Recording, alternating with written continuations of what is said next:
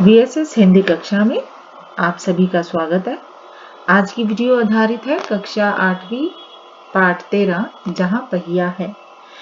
जहां पहिया है पाठ के लेखक पालगम्मी साईनाथ जी हैं और पालगम्मी साईनाथ जी ने इस लेख के द्वारा एक साइकिल आंदोलन की बात की है और वो साइकिल आंदोलन तमिलनाडु के एक छोटे से क्षेत्र, एक छोटे से गांव पुडुकोट्टई में है। ये आंदोलन पुडुकोट्टई में शुरू हुआ है और कुछ एक अजीबोगरीब बात इस आंदोलन की है कि ये आंदोलन जो है वहाँ की महिलाओं के द्वारा किया गया है और इसको साइकिल आंदोलन के नाम से भी वहाँ पर जाना जाता है। तो ये साइकिल आंदोलन की बात जब करते हैं तो तमिलनाडु के क्षेत्र में प्रसिद्ध जिले में किस तरह से महिलाएं साइकिल के पहिए को एक आंदोलन का रूप दे देती हैं और किस तरह से वे स्वतंत्र होती हैं, इस बात की चर्चा इस पाठ में की गई है।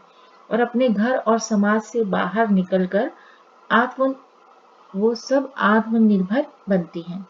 साइकिल का पहिया एक साधन के रूप में प्रयुक्त होता है और उसका उपयोग होता है एक बहुत ही बड़े आंदोलन के रूप में, जहां पर पुरुष प्रधान समाज में पहले स्त्रियों को किसी भी तरह की स्वतंत्रता नहीं थी।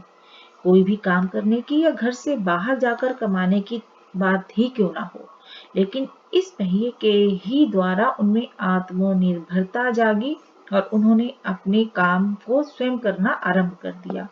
अब वे बिल्कुल स्वतंत्रता से अपने कार्य करती थी और उनमें एक नई आजादी का अनुभव और संचार होने लगा था। वो अपने आप को बहुत ही आजाद महसूस करने लगी थी। इस लेख में तमिलनाडु के एक गरीब जिले में होने वाले सामाजिक परिवर्तन और आंदोलन का वर्णन बखूबी किया गया है। लेखक के अनुसार लोग रूढ़ियों से मुक्त होने के लिए रास्ते चुनते हैं, मतलब रूढ़िवादिता से मुक्त होते हैं। जब भी कोई आंदोलन शुरू होता है तो उसके रास्ते खुद ब खुद निकल जाते हैं और कई बार वे बहुत अजीब होते हैं। जैसे इस जिले में अपनी पहचान प्रदर्शित करने के लिए साइकिल का चयन किया गया और वहां नव साक्षर लड़कियां, महिलाएं साइकिल चलाती हैं।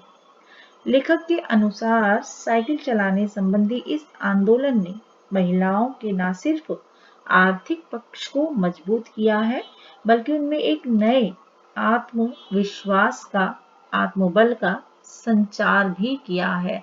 मतलब कि इस आंदोलन से उनमें आत्मविश्वास बढ़ा है और ये जो आंदोलन है बहुत ही बड़े स्वरूप में सामने आया था और जिससे महिलाओं ने अपने आप को उस रूढ़िवादिता से बाहर निकाला था कि महिला सिर्फ घर के अंदर ही सीमित रह सकती है। तो उससे वो बाहर आई थी और उन्होंने अपनी एक अस्मिता बनाई थी।